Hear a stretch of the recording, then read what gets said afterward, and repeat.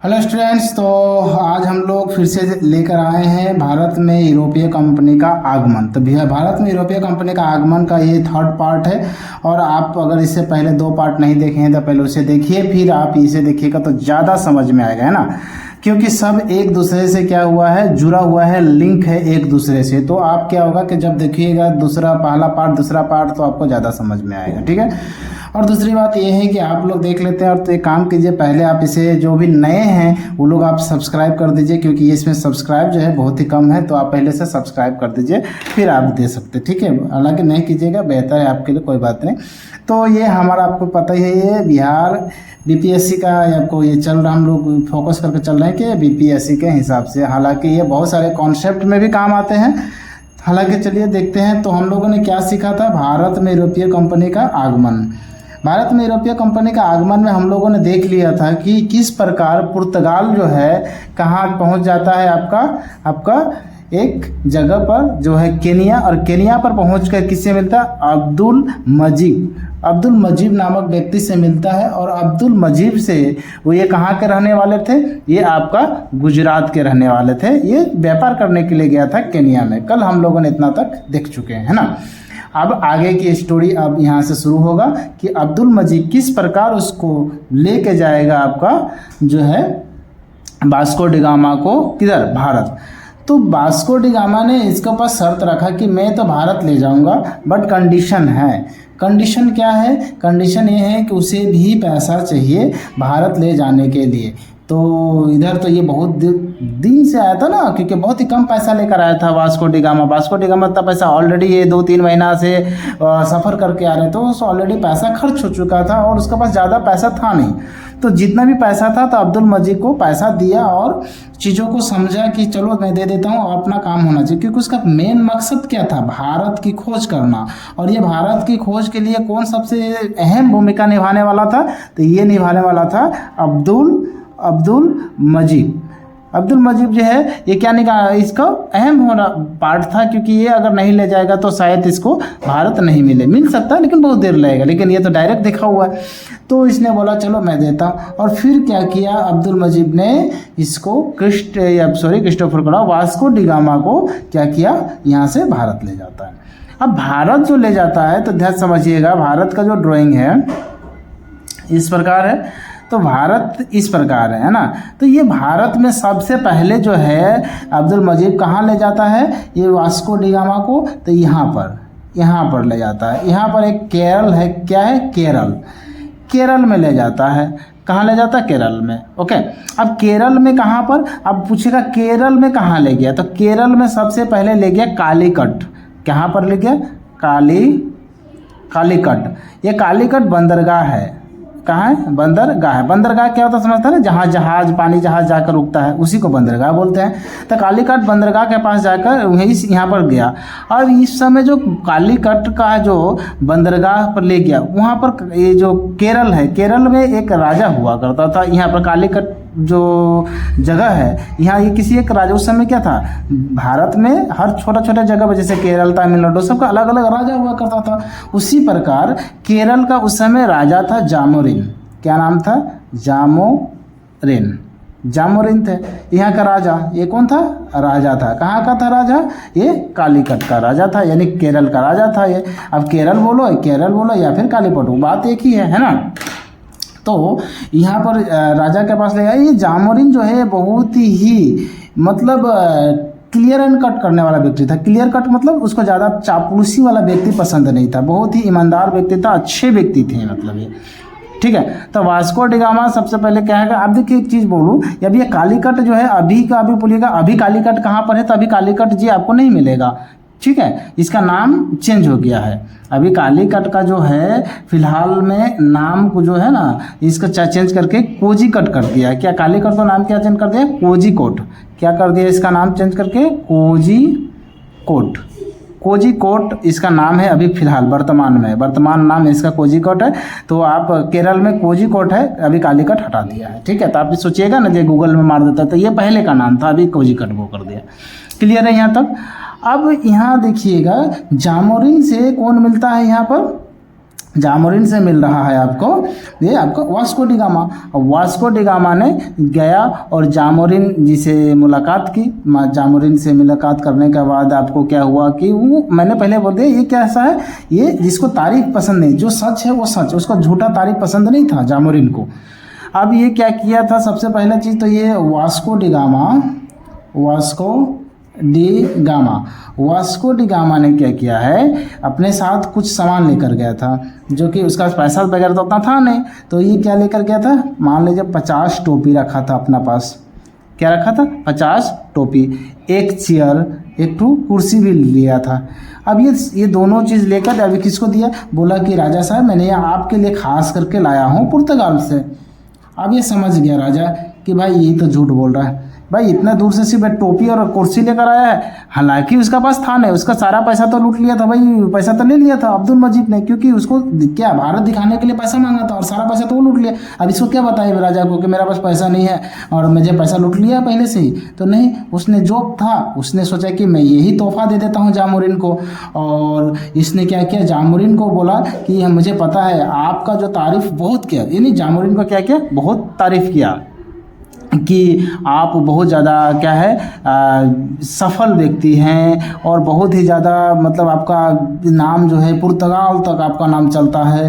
तो इसने समझ गया, जामोरिन को तुरंत समझ में आ गया कि ये एक मेरे को क्या कर रहा है, चापलूसी कर रहा, मेरा तारीफ करके। तो ये सब व्यक्ति इसको बिल्कुल पसंद नहीं था, बिल्कुल भी पसंद नहीं था।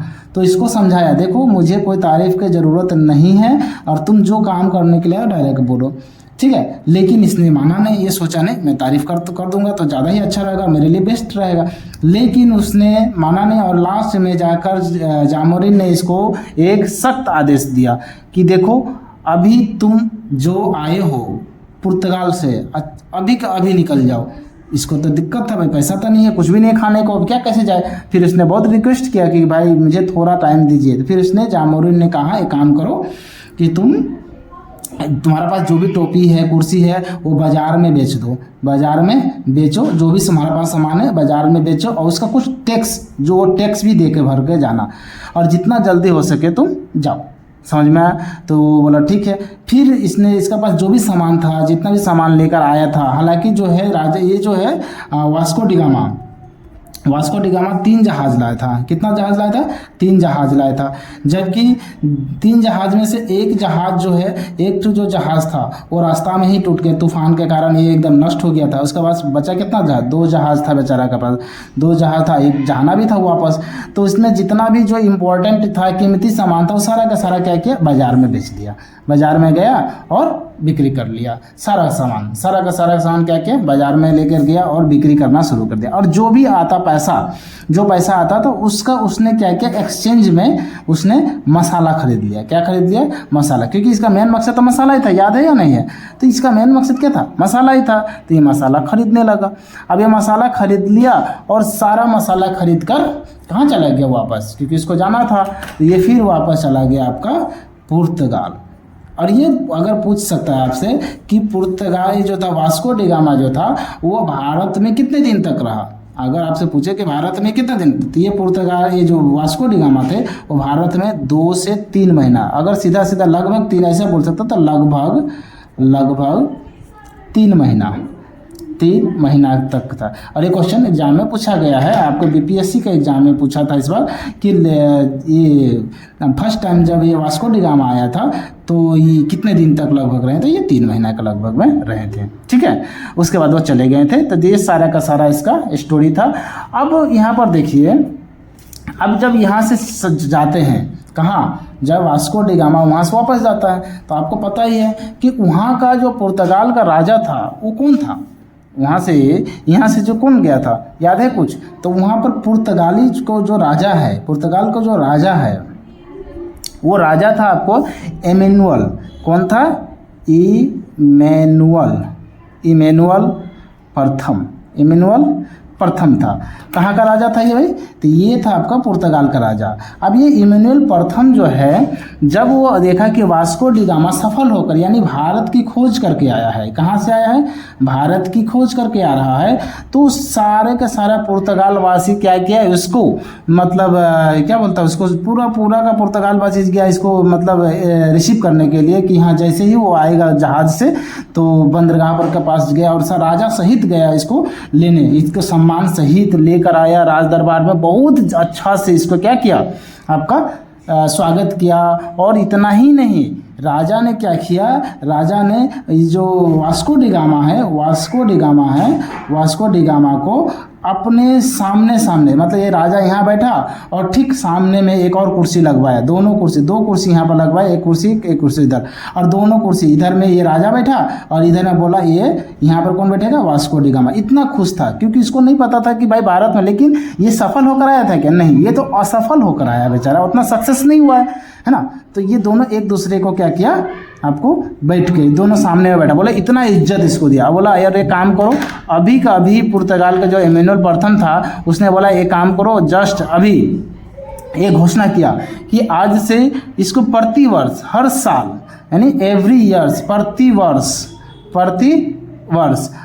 वर्ष इसको 1,000 रुपया डॉलर मिलेगा, ये यानी डॉलर में मिलेगा 1,000 प्रति वर्ष के रूप में इसको पेंशन के रूप में दिया जाएगा। किसको दिया जाएगा? पुर्तगाल के वास्को डी गामा को। क्यों? क्योंकि उसने भारत की खोज कर चुका है। लेकिन वाकई क्या ये सक्सेस था? तो बोलेगा नहीं जी, ये सक्सेस नहीं था। अब दिक्कत क्या था, ये जो मसाला लेकर गया था, याद है आपको? ये जो मसाला लेकर गया था, इस मसाला को क्या किया था? इस मसाला को इसने क्या किया, जब पुर्तगाल पहुंचा तो जितने भी मसाला था उसको 60 से 100 गुना दाम पर बिक्री किया। सारे मसाला को उसने कहाँ पे? मसाला को अपने पुर्तगाल में बिक्री किया। जितने भी खरीदा था उसमें 60 से 100, मतलब जो 1 रुपया में खरीदा था वो 60 रुपया या से लेकर 100 रुपया के बीच में बिक्री करता था। मतलब ऐसा भी मान लो कि कोई उसका नज़दीकी था तो उसको बोलता था चलो मैं थोड़ा कम में कर देता हूँ, 1 रुपया का वो खरीदा हुआ है सामान है, लेकिन वो अपना नज़दीकी होता चलो मैं 60 रुपया मतलब अपना काम में ये कम में दे देता हूँ, लेकिन नॉर्मल आदमी से 100 रुपया भी लेता था। मतलब मिनिमम 60 रुपया वो सबसे लेता था। अब समझ लो 1 रुपया का वस्तु को 60 रुपया में वो बिक्री करने लगा, तो उसको कितना प्रॉफिट हुआ। एक तो प्रॉफिट ये था, दूसरा प्रॉफिट क्या, 1,000 रुपया उसको मिल रहा है, समझ में आ रहा है आपको। और तीसरा इसका सम्मान, इतना सम्मान दे रहा है कि राजा अपने साथ बैठा रहा है, एक साथ एक जगह पर बैठा रहा है, उसका इज्जत बहुत बढ़ गया था। यह बात समझ में आपको। अब यहाँ पर दिक्कत है कि अगर आपसे कोई पूछे कि वास्को डी गामा टोटल कितने बार आया है भारत में, कितने बार भारत में आया है, तो वास्को डी गामा जो है टोटल 3 बार आया है। कितने बार आया है? 3 बार वास्को डी गामा भारत में आया हुआ है। पहली बार मैंने आपको बताया 1498 में आया, 1498 में फर्स्ट टाइम आया, और सेकंड ये फर्स्ट टाइम था, और सेकंड टाइम जो था वो 1502 में आया था, ये 1502 में आया, और थर्ड टाइम जो आया है आपको ये 1524 में आया, ये 1524 में। तीसरा बार कब आया? 1524। जब ये 1524 में जब आया तो बेचारा को मलेरिया हो गया था। किसको? मलेरिया हो गया। किसका मलेरिया हो गया? वास्को डी गामा को। अब बेचारा मलेरिया के कारण यही भारत में ही क्या हो गया, बेचारा का द एंड हो गया, भारत में ही मर गया बेचारा, भारत में ही मर गया। तो इस प्रकार जो है वास्को डी गामा जी का हम लोग को जो क्या बोल सकते हैं इसका मतलब इसका अंत हो गया। कब हुआ? 1524। तो भारत में कितने बार आया था? टोटल 3 बार आया। यही बात सबको ये ध्यान रखना कि मारा कब हो, चलिए नो डाउट ये आपको उतना इंपॉर्टेंट नहीं है, लेकिन ध्यान में रखना है। और वो कितना बार आया था? 3 बार आया। 1498 में एक बार आया, दूसरा बार 1502 में, और तीसरा बार 1524 में। ये अभी तक पूछा गया है ये कितने दिनों तक था फर्स्ट टाइम में, तो ये था लगभग 3 महीना। कितना था? लगभग 3 महीना। 3 महीना के आसपास में ये पहली बार भारत में था। क्लियर है यहाँ तक? चलिए आगे हम लोग देखते हैं कि अभी तक तो ये बताइए क्या पुर्तगाल अभी तक सक्सेस हुआ पाया है कि हाँ चलो भारत में कोई कंपनी स्थापित कर सके या फिर कोई ऐसा चीज़ जो चलो वहाँ पर जाकर कुछ भी व्यापार कर सके, क्या ऐसा हुआ है? तो बोलेगा नहीं, अभी तक तो सक्सेस नहीं हुआ है, ना ही राजा से अच्छा कोई संबंध बना है। ठीक है, तो अब देखते हैं कि किस प्रकार पुर्तगाल जो है वो आगे आपका संबंध बनाता है। चलिए देखते हैं। अगर मैं आपसे एक प्रश्न पूछूं कि अगर बताइए, अगर कोई आपसे प्रश्न पूछे कि भाई एक बात बताओ, बस बहुत इंपॉर्टेंट प्रश्न है कि पुर्तगाली लोग जो थे, पुर्तगाली, ये जो पुर्तगाली था, पुर्तगाली को भारत में आने का उद्देश्य बताओ, आने का उद्देश्य, उसका उद्देश्य क्या था भारत में आने का? तो इसका मेन जो मुख्य दो उद्देश्य था, कितना उद्देश्य था? दो मुख्य उद्देश्य था। पहला तो मुख्य उद्देश्य था व्यापार करना। क्या करना था? व्यापार करना था, व्यापार करना। अब किस लिए व्यापार करना था? मसाला वगैरह है तो पता ही आपको। क्यों व्यापार करना था? क्योंकि ये पुर्तगाल कहाँ था? मैंने बार बार बोल रहा है, यूरोप का पार्ट है और यूरोप में बहुत ठंड होता था। अब दूसरा एक चीज़ है, आपको मैं बताया था कि यूरोप और तुर्की में युद्ध जब हुआ था तो वहाँ पर एक जगह था कुस्तुनतुनिया, और कुस्तुनतुनिया में एक जो चर्च था, अब उस चर्च का क्या नाम था? हाया सोफिया। याद आया कि नहीं आया? पहला वीडियो में मैंने बताया था, हाया सोफिया उस जगह का जो चर्च था, और ये बहुत ही चर्चित चर्च था। ऐसा नहीं है कि थोड़ा मोड़ा छोटा मोटा चर्च, ये बहुत फेमस चर्च था, बहुत फेमस, इतना फेमस कि मतलब इस पर बहुत ज़्यादा ही, आपको जिस तरह से आप एक तरह से बता सकते हैं कि हिंदू में जो 4 धाम है कितना फेमस है, उस तरह जैसे कि मुस्लिम में जो आपका मक्का और मदीना कितना फेमस है, सेम उसी तरह यूरोप का सबसे फेमस हाया सोफिया एक चर्च था। समझ में आ रहा आपको? सोचिए, जिस तरह मक्का मदीना है धार्मिक स्थल, उसी तरह चर्च था यूरोप का, जो कहाँ था? कुस्तुनतुनिया में था। और इस चर्च को ही क्या किया था? डिस्ट्रॉय कर दिया था, यानी तोड़ दिया था, बर्बाद कर दिया था। किसने बर्बाद किया था? याद आ रहा है कुछ? तुर्कियों ने वो किया था। अब इसके दिमाग में बस यही चल रहा है कि जिस तरह मेरे धर्म को हानि पहुंचाया है, जिस तरह मेरे धर्म को हानि पहुंचाया है, किसने हानि पहुंचाया है? तो यूरोप वाला। यूरोप और किस में? तुर्की किधर में आता है? तो लगभग एशिया के अंदर आता है। तुर्की किस में आता है? एशिया में आता है। तो एशिया में जाकर ही हम अपना धर्म का प्रचार करेंगे, ये था इसका मेन उद्देश्य। तो इसका दिमाग में यही चल रहा था, व्यापार तो करेंगे, लेकिन इसका क्या करेंगे? धार्मिक, यानी अपने धर्म का, यानी धार्मिक का उद्देश्य था इसका धर्म का प्रचार करना। किसका करना? धर्म प्रचार को बढ़ाना। और एक बात मैं अभी बता दूं कि अभी एट प्रेजेंट वर्तमान में पूरे दुनिया में, पूरे वर्ल्ड में बात करना, पूरे वर्ल्ड में ये इतना धर्म प्रचार को बढ़ाया कि अभी प्रेजेंट में पूरे दुनिया में सबसे ज़्यादा जाति किसका है पता भी आपको? यही ईसाई का है। ईसाई धर्म अभी पूरे दुनिया में सबसे ज़्यादा पार्ट है, पता है कि नहीं? आप गूगल सर्च कीजिएगा तो आपको पता चल जाएगा कि अभी जो प्रेजेंट टाइम में सोच सकते हैं कि धर्म प्रचार को इतना बढ़ावा दिया। व्यापार तो कर ही रहा था, व्यापार उसका था प्रायोरिटी, बट मुख्य प्रायोरिटी धर्म प्रचार पर रखा था। और किस तरह धर्म प्रचार को बढ़ाएगा अभी मैं आगे बताऊंगा अभी कि ये लोग को जितना भी गवर्नर आएगा वो सारा गवर्नर जो है इसका उद्देश्य रहेगा व्यापार के साथ साथ धर्म प्रचार को इक्वल देना। ऐसा नहीं कि हम इस पर दे रहे ध्यान, इस पर नहीं, इसको दोनों का इक्वल बढ़ावा देगा। ठीक है। अब एक चीज़ बताइए, इसका तो ये मैंने बता दिया। अब एक क्वेश्चन और मैं पूछ रहा हूँ कि पुर्तगाली लोग जो था वो अपना जो कंपनी था उस कंपनी का क्या नाम रखा था? अगर कोई बता दिया तो मैं समझ जाऊँगा। आप लोग अगर जानते हैं, कोई अगर पहले से पढ़ा हुआ है तो बता सकते हैं, अदरवाइज अगर नहीं जानते हैं तो कोई बात नहीं, मैं आगे ही बताने वाला हूँ। ठीक है। तो चलिए, अगर कोई जानता है तो आप क्या कर सकते हैं? आप कमेंट कर सकते हैं कि हाँ भाई पुर्तगाली कंपनी का ये नाम था। ठीक है। अब आगे देखते हैं। अभी तक मैंने क्या बताया कि यहाँ भी भारत का खोज हो चुका है। अब भारत की खोज जब हो चुका है तो क्या कर सकते हैं आप? फिर से डबल, पुर्तगाली राजा जो था, पुर्तगाली राजा फिर से डबल क्या करता है? आपको भेजता है। आदमी अपना पुर्तगाली राजा सेकेंड टाइम भेजा। अब ये सेकेंड टाइम कब भेजता है? ये तो फर्स्ट टाइम कब भेजा था? 1498 में भेजा था, है ना। अब सेकेंड टाइम, ये दूसरी बार पुर्तगाली राजा दूसरी बार भेज रहा है। अब कब भेजा है? 1500 में भेजा, 1500 ईस्वी। अब इस बार जो भेज रहा है इसका उद्देश्य कुछ अलग है। इस बार सोच रहा है मैं कोई ना कोई कोठी बनाऊँ। कोठी का मतलब समझते हैं ना? मतलब एक जगह मिल जाए जिससे हम व्यापार, जहाँ पर जाकर हम व्यापार कर सके। मतलब यहाँ जब हम पुर्तगाल से इंडिया जाए तो हमारा अपना घर हो, कुछ अपना कोठी हो, तो उसी को बोलता है कोठी। समझ में आ रहा है आपको? अपना कोठी। तो पहला कोठी आपको एग्जाम में पूछता है कि पुर्तगाल द्वारा व्यापारी का पहला कोठी कहाँ पर किया था, कहाँ बनाया था, तो ये आपसे पूछता है क्वेश्चन में। ठीक है। तो पुर्तगाली ने सेकेंड टाइम कहाँ भेजा? 1500 में भेजा। लेकिन इस बार जो भेजा ना, तो इस बार का मकसद क्लियर था कि इस बार किसी भी तरह राजा को मनाना है, और राजा को मनाने के बाद हमें कोठी मतलब राजा से क्या करना है, आदेश प्राप्त करना है कि भाई हमको किसी भी तरह से राजा से ये मान्यता प्राप्त कर लेना है कि हमें वहाँ कोठी खोलने की इजाज़त मिल जाए। कहाँ पर? भारत में। तो पुर्तगाली राजा ने 1500 में 2 व्यक्ति को भेजा। कितने को भेजा? 2 व्यक्ति को भेजा। 2 व्यक्ति का कौन कौन था? पहला था तो बार्थोलोमेव डियाज, याद आ रहा कुछ? बार्थोलोमेव डियाज, ये पहला व्यक्ति को भेजा। और ये बार्थोलोमेव डियाज वही डियाज है जो केप ऑफ गुड होप को खोजा था, याद आ रहा ना? Bartholomew Dias Cape of Good Hope को यही खोजा था, और या फिर तूफानी अंतरिक्ष, इसी का देन है, इसी के लिए ना आगे बढ़ा। और दूसरा व्यक्ति को भेजा आपको पेड्रो कैब्रल। किसको भेजा? Pedro Cabral. ये 2 व्यक्ति को भेजता है। कौन?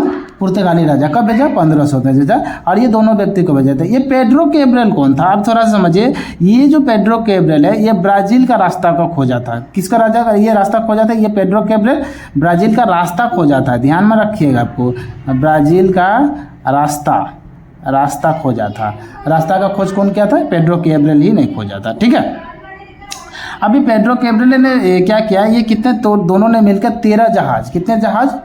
13 जहाज को लेकर गया, भारत निकला। बोला और इस बार जो है कुछ सामान वगैरह लेकर निकला, क्योंकि उसको पहले से पता है कि भारत तो पहले से खोजा हो चुका ना। तो ये 13 जहाज लेकर निकला। और 13 जहाज लेकर निकला और सीधा कहाँ पर पहुँचा आपको पता? सीधा कोचीन यानी केरल में गया। कहाँ गया? केरल में। और केरल में और साथ में बगल में तमिलनाडु था। तो पहला जो है कहाँ गया, ये चीज़ समझिएगा। केरल और तमिलनाडु में जो ये लोग गया। तो पहला क्या था, ये लोग क्योंकि केरल में पहले से भी गया था, तो ये केरल में गया। और दूसरा कहाँ गया? तमिलनाडु। ये दोनों 2 जगह पर पहुंचा, ये दोनों मिलकर। अब ये दोनों जगह पर 13 जहाज लिया था, और दोनों ने क्या किया, जाके मुलाकात किया कि भाई जो पहला जो भी हो गया। इस बार जो है दोनों ने मिलकर केरल में किसका? कोचीन। केरल में कहाँ? कोचीन। ध्यान में रखना आपको, केरल के कोचीन में, ये ध्यान रखना है, कोचीन, ये चीज़ को इम्पोर्टेंट है, केरल के कोचीन। ठीक है। और इसका जो है आपका तमिलनाडु को कुन्नूर, कहाँ पर? कुन्नूर। ध्यान रखना है, दोनों जगह का नाम याद रखना है, केरल के कोचीन में और तमिलनाडु के कुन्नूर में। अब ये दोनों जगह के बारे में जो है राजा से, यहाँ का राजा से मिला और अच्छा संबंध में लाया, मतलब बहुत ही दोनों से मिलकर अच्छा से बात किया। और ये दोनों मतलब केरल में कोचीन में और तमिलनाडु को कुन्नूर में एक कोठी बनाने का जो ये लोग क्या किया, कोठी का स्थापना करने का क्या कर लिया, आपका आदेश प्राप्त कर लिया। क्लियर है। और इसके लिए क्या था, इससे पहले ये लोग जो था क्या कर रहा था, अरब से एक जहाज जीत कर लाया था। ठीक है। अरब से जो है ये लोग क्या कर रहा था, अरब में इससे पहले अरब से एक जहाज लाया था, जहाज जीता हुआ था ये लोग, पुर्तगाली लोग। और वो जहाज लेकर, जब मैंने कितना जहाज लाया था याद है ना? 13 जहाज में एक अरब से जीता हुआ जहाज था। और ये जहाज क्या किया, ये आपका इस राजा को भेंट में दे दिया, भेंट दे दिया, यानी एक गिफ्ट दे दिया। जिससे क्या हुआ, एक पूरा बहुत अच्छा जहाज था, बहुत ज़्यादा पैसा था उसमें, तो ये दे दिया। और जिसके कारण उसने कोठी खोलने का स्थापना मतलब परमिशन दे दिया। समझ में आ गया? तो पहला परमिशन समझ में आ गया आपको कहाँ मिला? पहला परमिशन मिलता है कोचीन यानी केरल में मिला आपको। कोचीन और केरल में जो पहला जो खोला, वो कब खोला, ये बहुत इंपॉर्टेंट है। तो ये खोला था 1503 में। कब खोला था आपको? VVI यानी ये 1503 में कोचीन में खोला। कहाँ खोला? कोचीन में खोला। कोचीन कहाँ है? केरल में है। अब ये चीज़ समझिएगा। अब 1305 मैंने क्या लिख दिया, 1503 है ये, 1900 नहीं, 1503 में खोला। कहाँ पर खोला? कोचीन में, केरल के कोचीन खोला। और दूसरा कब खोला? 1505 में खोला। अब 1505 में खोला, कहाँ पर खोला? कुन्नूर में खोला। कहाँ खोला? कुन्नूर में खोला। कुन्नूर कहाँ है? तमिलनाडु में है, तमिलनाडु में है। इतना पता है आपको? तो ये चीज़ रहा। अब ये लोग तो कोचिंग में खोल लिया, ये दो जगह पर अपना कोठी का स्थापना कर लिया। ये दोनों जगह पर क्या किया? कोठी का स्थापना कर लिया। अभी तक तो ये कोठी है, एक तरह का कोठी बोलिए या फिर इसी तरह इसको कंपनी बोलिए, जो भी आप बोल सकते हैं ना। पहला कंपनी कहाँ स्थापित किया, तो ऐसे भी आता। पहला कोठी कहाँ स्थापित किया, तब पर भी ऐसे ही क्वेश्चन आ सकता, तो इसके लिए टेंशन नहीं है। अगर आपसे पूछे कि पुर्तगाल का पहला व्यापार जो किया था वो अपना कंपनी का क्या नाम रखा था? मैंने थोड़ा देर पहले बात पूछा था ना कि पुर्तगाली कंपनी का क्या नाम था? पुर्तगाली कंपनी, ये जो कंपनी बनाया था पुर्तगाली, इसका क्या नाम था? कोई बता पाएगा? आपको पता है ये या नहीं पता? ये पहले बताओ। ये तो इस पुर्तगाली जो कंपनी था, इसका आप लोग इससे पहले नाम सुने हैं या नहीं सुने हैं, ये बस हमको बताइएगा। अगर नहीं सुने हैं तो कोई बात नहीं। इसका नाम था आपका एस्तादो द इंडिया। क्या नाम था? एस्तादो द इंडिया। एस्तादो द इंडिया। क्या कंपनी का नाम था? एस्तादो द इंडिया। अब ये कब बनाया था? ये पुर्तगाल में बनाई है 1498 में बना था। 1498 में इसका स्थापना किया गया था। ठीक है, तो पुर्तगाली कंपनी का कोई नाम पूछ दे आपसे कि इच्छा बताइए पुर्तगाल का जो कंपनी था उसका क्या नाम था? तो एस्तादो द इंडिया उसका कंपनी का नाम था। ठीक है, अब तो यहाँ तक ध्यान से सुनिएगा। कोठी स्थापना हो गया। अच्छा एक बात बताइए, कोठी जो स्थापना होगा तो कोठी को कोई देख रेख करने वाला भी व्यक्ति होगा। अब यहीं से स्टार्ट होता है आपका गवर्नर, यानी कि इस कोठी को, इसको खोलने के, इसको जो आपको बात कर रहा हूँ कि इस कोठी का स्थापना जो किया है तो इसको देख रेख करने के लिए कुछ तो चाहिए ना। तो कुछ जो देख रेख करने के लिए एक व्यक्ति को नियुक्त किया, और ये कहाँ का था? पुर्तगाल का था। और पुर्तगाल का पहला व्यक्ति था, यानी ऐसा भी बोल सकते हैं ये कब इसको नियुक्त किया गया? तो 1505 में। कब नियुक्त किया? 1505 में पुर्तगाल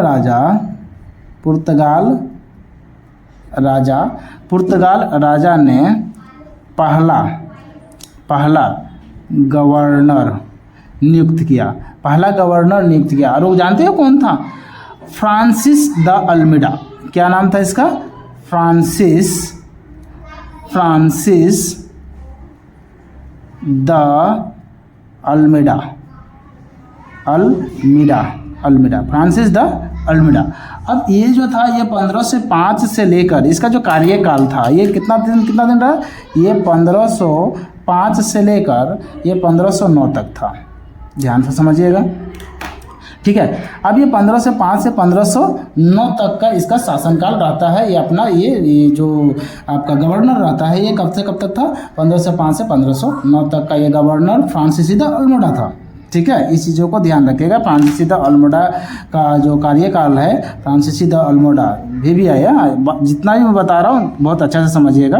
ठीक है, अब देखिए ये इसको तो गवर्नर कर दिया। अब फ्रांसिस द अल्मीडा जो था ये एक नीति लाया था। इसका जो नीति था, ध्यान से समझिएगा, इसका नीति क्या क्या नीति लाया बेचारा ने कि अच्छा से हम अपना जो उन्नति कर सके अपने कंपनी को। तो ये शांत जल नीति लाया था। बोला तो किसी से झगड़ा उगड़ा नहीं करेंगे हम बेकार में। ऐसे तो बहुत दिनों बाद ऐसे मिला है और से परमिशन वगैरह मिला है तो हम किसी से झगड़ा उगड़ा नहीं करेंगे।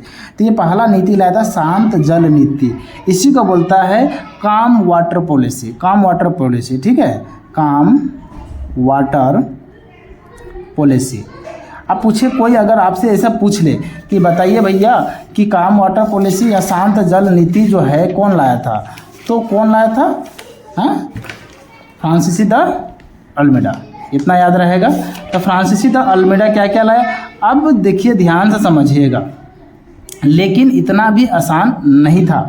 ये जो लाया, बोलता ना अच्छे आदमी के इस दुनिया में कोई कद्र नहीं करता। अगर कोई आप अच्छे बन जाइए तो बाकी लोग आपको अच्छा रहने नहीं देता है। यही हालत हुआ था बेचारा को। पुर्तगाल का राजा जो था फ्रांसिस द अल्मीडा, बेचारा सोचा कि बहुत ही शांत से रहेंगे, किसी से कोई दुश्मनी नहीं करेंगे। लेकिन बोलता आप भले कितना शांत रहिए, आप रोड में भले ही कितना आस्ते से, पीछे वाला आपको धक्का मार देगा। यही दिक्कत था इसका साथ था। तो यहाँ पर क्या हुआ, पुर्तगाल जो है ये पुर्तगाल पहले से ही अरब और गुजरात का जो व्यापारी था और तुर्की लोग उससे पहले से क्या था? विरोधी था। तो जो पहले से विरोधी था तो इन लोगों ने सोचा कि कैसे ये लोग इतना जल्दी व्यापार कर रहा भाई। तो इन लोगों का बीच मतभेद हो गया। किसके किसके बीच मतभेद हो गया? अल्मीडा, ध्यान से सुनिएगा, अल्मीडा और वर्सेस यानी झगड़ा। देखिएगा अभी क्या वो कर रहा, ये बेचारा सोचा मारपीट नहीं करेगा, लेकिन देखिए अल्मीडा वर्सेस अरब प्लस गुजरात के शासक गुजरात के शासक और प्लस तुर्की। देखिएगा क्यों ऐसा किया, ऐसा करने का पीछे क्यों बेचारा के पास लग गया। देखिए अल्मेडा कहाँ का था, पुर्तगाल का, ये अरब था, ये पुर्तगाल के बगल वाला था। गुजरात के शासक क्योंकि ये जब आया व्यापार करने तो इसको नुकसान होने लगा। और तुर्की क्यों, ये तुर्की तो पहले से ही इसको यूरोप को हराया था, तो ये पहले से दुश्मन था। तो ये तीनों मिल गया एक साथ और तीनों मिलकर इसको बोला मैं तुम्हें जाने नहीं दूंगा, और दोनों मिलकर हराया। इस देखिए इसमें देखिएगा अल्मेडा तीनों को हरा दिया, बेचारा अल्मेडा जीत गया। अब इसको दिमाग खनक गया, ये जीता, जैसे जीता तो ये समझ गया ये शांत जल नीति काम करने वाला नहीं है। अब ये इसने अपना नीति को बदला। सबसे पहले बोला मैं नीति चेंज करता हूँ, पहले शांत जल नीति था, अब बोला मैं ये शांत जल नीति को जाओ फेंको, निकाल कर फेंको, अब हम करेंगे ब्लू वाटर पॉलिसी।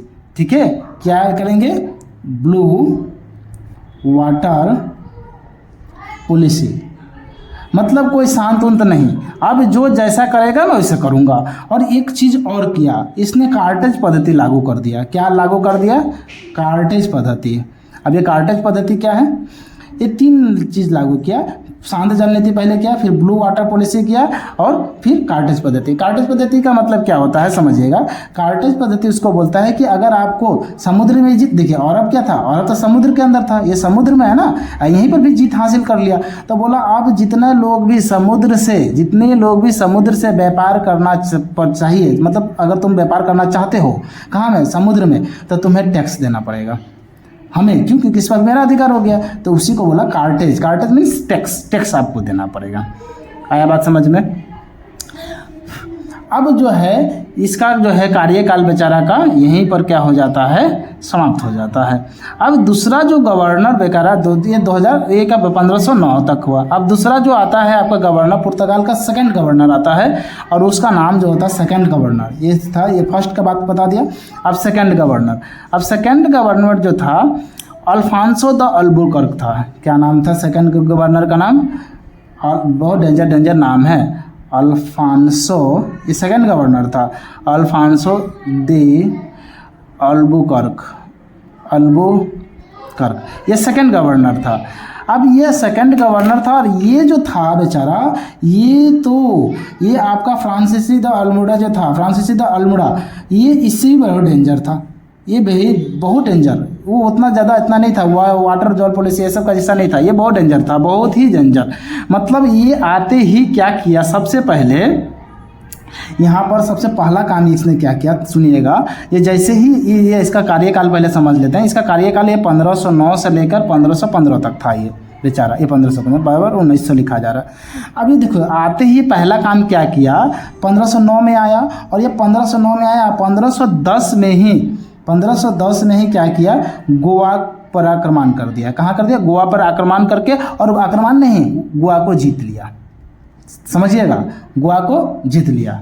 अब गोवा को जैसे जीता तो यहाँ पर समझिएगा उस समय जो है, मतलब एक गोवा में बहुत सारे, भारत में आपको जिस तरह से पहले से पता है कि भारत में पहले विधवा का कोई इज्जत नहीं होता था, और गोवा में बहुत सारे जो है विधवा लोग रहते था जिसका कोई इज्जत नहीं होता था। और आपको पहले से पता है कि भारत में जो है विधवा लोगों को, या फिर जो जिसका छोटे बच्चे में शादी हो जाता था, जिसका बाल विवाह कहते हैं, इस लोगों को विवाह का क्या था, इज्जत नहीं करता। जब ये आया तो देखा तो इसका उद्देश्य क्या था, पहला तो व्यापार करना और दूसरा क्या था, धर्म का स्थापना करना। अब इसने सोचा, बहुत दिमाग लगाया अल्फांसो द अल्बुकर्क ने सोचा क्यों ना हम एक काम करते हैं कि जितना भी ये जो विधवा है, ये जितने भी विधवा है उन लोगों को हम अपना लोगों से विवाह कर देते हैं।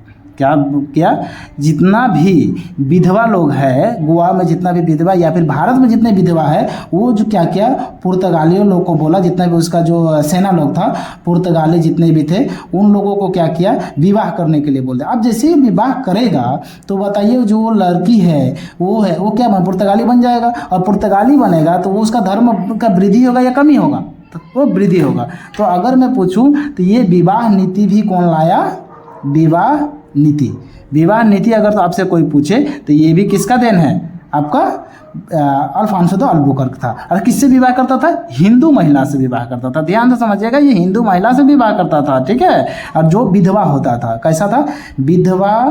विधवा हिंदू महिला, विधवा हिंदू महिला। और बेचारे विधवा हिंदू महिला भी क्या करे, इसको तो समाज में कोई इज्जत नहीं देता था, और इज्जत नहीं देता था, ये शादी कर लिया तो इसको इज्जत देने लगा कि हाँ ये भी एक कोई है, इसका स्टेटस है, समझ में। तो ये भी इसने इज्जत देना शुरू कर दिया। आया बात समझ में।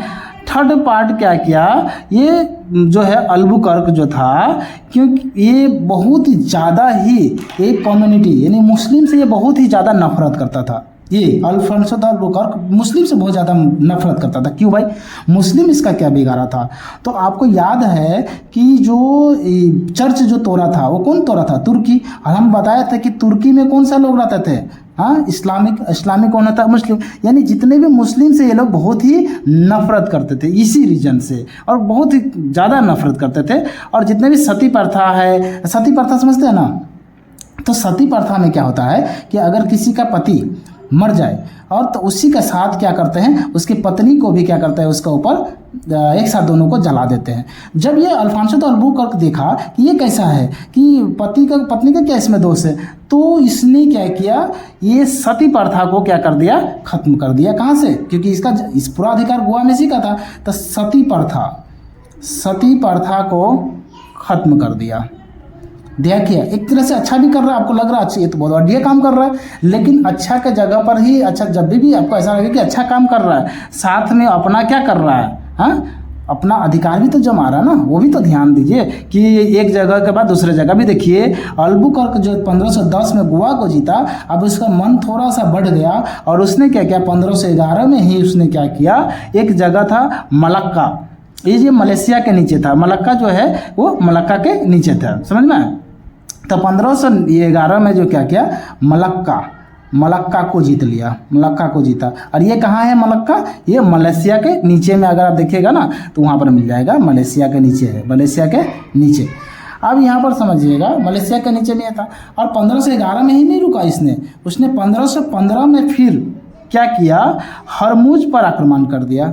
यहाँ पर हरमुज पर आक्रमण किया, और आक्रमण ही नहीं किया, यहाँ जीता भी। तो आप देख रहे हैं ये सारा का सारा क्या कर रहा है, ये सारा देखिए। अभी तो आपको आप लग रहा होगा कि अल्मोड़ा तो कुछ किया ही नहीं, असली काम तो कौन कर रहा है? अल्बुकर्क कर रहा है, अपना जितना भी धर्म को बढ़ा रहा है, अपना जो मेन मकसद उसमें कर रहा है।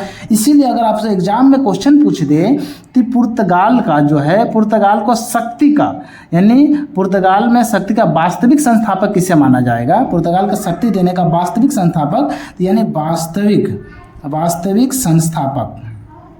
वास्तविक संस्थापक किसे कहा जाएगा, तो ये अल्फांसो द अल्बुकर्क को कहा जाएगा। ये बहुत इंपॉर्टेंट है। अगर पूछे कि पुर्तगाल का वास्तविक संस्थापक कौन है, तो ये कौन था, Alfonso de Albuquerque. I hope ये इतना आपको समझ में आ गया होगा। समझ में आया या नहीं आया? बस अब थोड़ा सा और है पुर्तगाल के बारे में, और उसके बाद जो है आपका पुर्तगाल यहाँ पर ख़त्म हो जाएगा। तो चलिए थोड़ा सा और पढ़ लेते हैं, उसके बाद आज ख़त्म हो जाएगा, है ना। अब इसके बाद क्या हुआ देखिएगा, 1529 में नीना कुने गवर्नर बन के आता है। 15 क्या आता है, फटाफट हम लोग खत्म करेंगे। 1529 में क्या हुआ, नीना डी कुन्हा ये गवर्नर बनता है, ये गवर्नर बना नीना डी कुन्हा। और 1529 में जैसे ही गवर्नर बना तो इसने क्या किया, 1530 आपको पता है कि गोवा पहले ऑलरेडी किसका, पुर्तगाल का अधीन था। तो ये 1530 में क्या किया, गोवा को राजधानी बना दिया।